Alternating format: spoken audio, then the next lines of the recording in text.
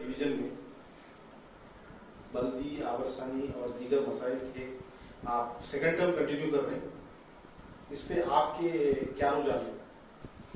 देखिए, हर हल्के में बल्दी, बल्खी, आबरसानी इनके ऊपर डेवलपमेंट काम करते रहना चाहिए।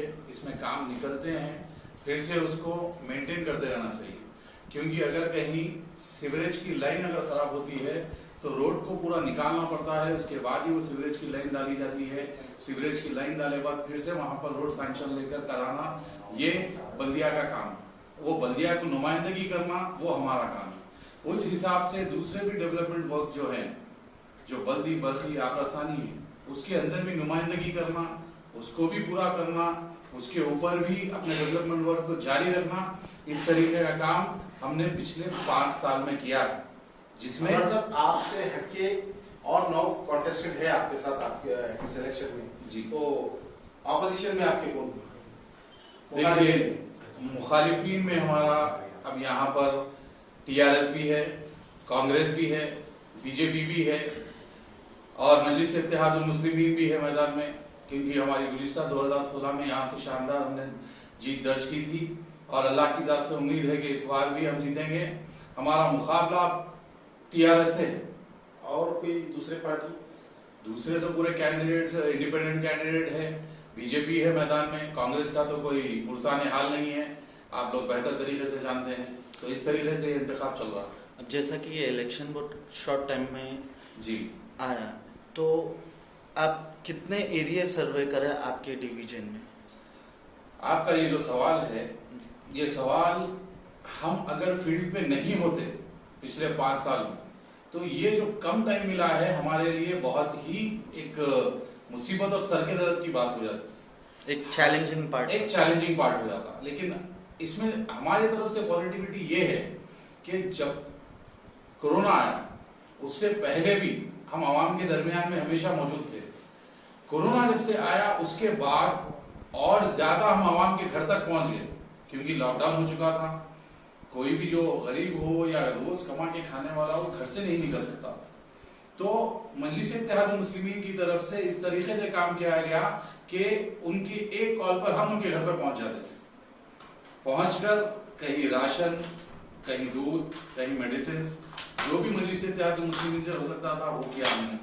उसके बाद फिर फ्लड्स आए। फ्लड्स के अंदर भी हमने दिन और रात हमेशा आवाम के दरमियान में रहकर काम किया। जब तक वहां पे सफाई नहीं हुई, जब तक के वहां पर उनका जो बेसिक चीज़ें थे वो हम उन तक नहीं पहुंचाए।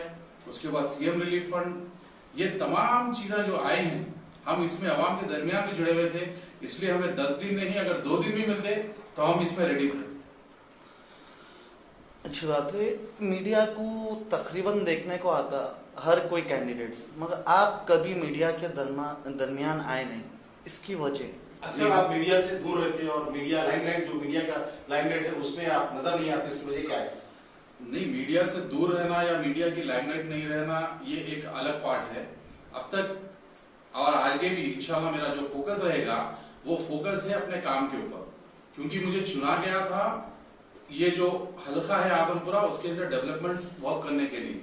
तो मेरा जितना फोकस है वो डेवलपमेंट वर्क, बल्दी, बल्खी हो, आबरसानी हो या दूसरे कोई मसाइल हो, तो मेरा जितना भी एफर्ट है मैं हमेशा से उसमें ही डालता आया हूँ और इंशाल्लाह आने वाले वक्त में भी ऐसी एफर्ट्स करता रहूंगा। अब एक मेन सवाल, अब आप इंशाल्लाह ये इलेक्शन आ गए तो आपका सबसे पहले वर्क क्या रहेगा डेवलपमेंट के लिए आपके डिवीजन में? आप इसे चुनने के बाद, नुमाइंदा होने के बाद आजमपुरा डिवीजन से आपका क्या काम रहेगा? हमारा काम यही रहेगा कि हम जहां तक हो सके वहां तक, फ्लड्स में ऑलरेडी कई सारे हमारे ऐसे रोड्स थे जो तबाह हो गए, कई सारे ऐसे हमारे इलाके हैं जो बिल्कुल जो है ना रोड्स उसके ख़राब हो गए हैं, वहाँ का ड्रेनेज सिस्टम ख़राब हो गया है। उसको हमें फोकस करते हुए, जो कि हालिया में यहाँ से कटा टूटा था, जो नाला जो बाईपास होता है फरदनगर के पास से, वो नाले का ब्रिज भी जो है ना बीच में से पूरा होल हो गया था। उसको फौरी तौर पर बलवा साहब ने उसे तुड़ाया, फिर उसके बाद हुकूमत से नुमाइंदगी करके सैंक्शन लिया, उसके ऊपर भी काम शुरू हुआ है। और इंशाल्लाह आने वाले वक्त में जो बल्दी, बल्खी, आबरसानी के जितने भी मसाइल होंगे, तो हम ये कोशिश में रहेंगे कि उस मसाइल को पब्लिक के दरमियान में रहते हुए जल्द से जल्द उसको हल किया जाए। सर, आपके ऊपर तनकीदें होती है और ये भी कहा जाता है कि आप सोशल मीडिया से दूर रहते हैं और दीगर चीजों से, ये तनकीदों पर आपका क्या कहना है? नहीं, तनकीदों के ऊपर तो मैंने जैसा आपको बताया कि अपना फोकस मैं सिर्फ और सिर्फ अपने काम पे ज्यादा रखता हूँ। बराबर मैं इसको अपडेट करता हूँ। मेरे नाम का जो फेसबुक पे अकाउंट है, आजमपुरा कॉर्पोरेटर का एक पेज चलता है, उसके ऊपर अपडेट्स होते हैं। फिर व्हाट्सएप के ग्रुप्स हैं, उसके ऊपर अपडेट्स होते हैं। तो मैं नहीं समझता कि अभी इससे ज्यादा भी मीडिया के अंदर मतलब कि ग्राउंड लेवल पे काम ना करके सिर्फ मीडिया के दूल्हे बन के मीडिया के ऊपर बस खाली बातें बातें बातें नहीं, हमारा काम ग्राउंड पे करना है। हम करते आ रहे हैं, करते रहेंगे। खासतौर पे आजमगढ़ डिवीजन की आवाम से और तमाम हैदराबाद में इलेक्शन चल रहा है, तो आप अपनी जानिब से वोट के लिए दीजिए, आप वोट किस तरीके से? खास तौर पे मैं आजमगढ़ की आवाम से ये अपील करना चाहूंगा, आप लोगों की दुआओं का, आप लोगों के साथ का नतीजा है जो 2016 में मजलिस इत्तेहादुल मुस्लिमीन यहाँ से जीती थी। अब फिर से 2020 में ये बदलिया का इलेक्शन आ चुका है।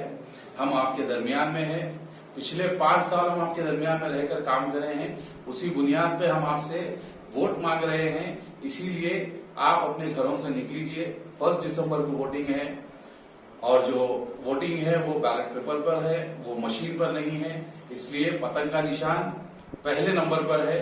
पतंग के निशान के ऊपर अपनी मोहर लगाइए और जनाब बैरिस्टर असदुद्दीन अवैसी साहब के हाथ को मजबूत करिए। अब्रार साहब, एक आखिरी सवाल, अक्सर अपोजिशन इल्जाम लगाता है कि फोकसिंग और लीकिंग होती।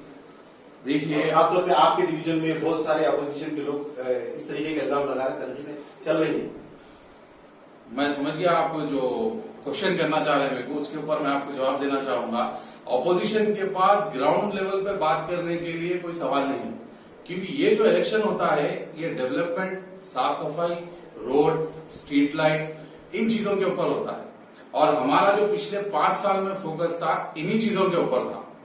अब वो बड़े लोग जो नाम देकर जाते हैं, जो विरासत में काम देकर जाते हैं, जो लोग उसको नहीं बचा सके, अब वो हमारे पे सिर्फ और सिर्फ तनकीद ही कर सकते हैं, उसके अलावा उनके पास कुछ नहीं है। तो जाहिर बात है कि मैं उसके ऊपर कॉन्सेंट्रेट नहीं करते हुए अपने काम के ऊपर इंशाल्लाह आने वाले वक्त में भी कॉन्सेंट्रेट करूंगा। और आप तमाम से ये फिर से एक बार अपील है कि मजलिस इत्तेहादुल मुस्लिमीन आपकी अपनी जमात है, उसका निशान पतंग है। पहली तारीख के दिन पहले नंबर पे पहले निकल कर वोट करें और भाई असदुद्दीन अवैसी साहब के हाथ